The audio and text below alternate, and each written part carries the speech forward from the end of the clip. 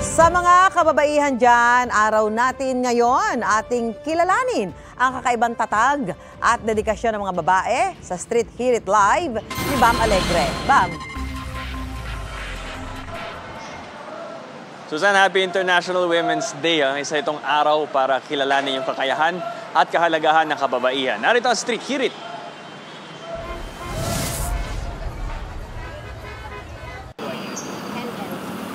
Lapang araw, naghihintay na ng masasakyan sa trabaho ang fast food crew na si Jobelyn Magallanes. Araw-araw niyang sakripisyo ang pumasok sa trabaho. Di alintanang kahit hindi makasama ng gaano ang anak. Lahat ng iyan kinakaya niya, taas noo siya bilang katuwang sa hanap buhay ng mister.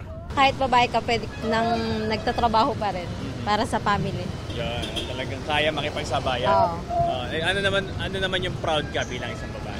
Ano sir, nabibigay ko yung mga gusto ng anak ko kasi nagtatrabaho din ako. Ang dedikasyon ni Jobelyn, isa sa mga katangian na ipinagdiriwang ngayong International Women's Day. Isang pagkilala sa mga narating ng mga kababaihan, isa ring hamon para ipagpatuloy ang paglaban para sa kanilang karapatan.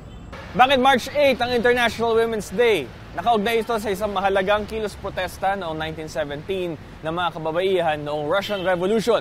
Taong 1977 naman nang kilalanin ng United Nations ang okasyon na ito.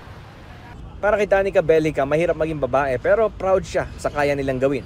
Marami siyang ginagawa. Mas marami siyang karanasan kesa sa mga lalaki. Kahit babae ako, kaya kong gawin yung mga nagagawa ng lalaki. Sa Pilipinas, 2 dekada na nakakaraan, sa International Women's Day din nilagdaan ang Republic Act 9262 o Anti-Violence Against Women and Children Law o VAUC. Respeto, yan ang mahalagang dapat daw ipagkaloob sa bawat isa sa mga kababaihan. Yan ang paniniwala ng taho vendor na si June Gomez na 3 babae ang anak. Hindi natin pwedeng bastusin yung mga babae. Mas mahalaga sa atin yung mga babae. Parang nanay natin yan.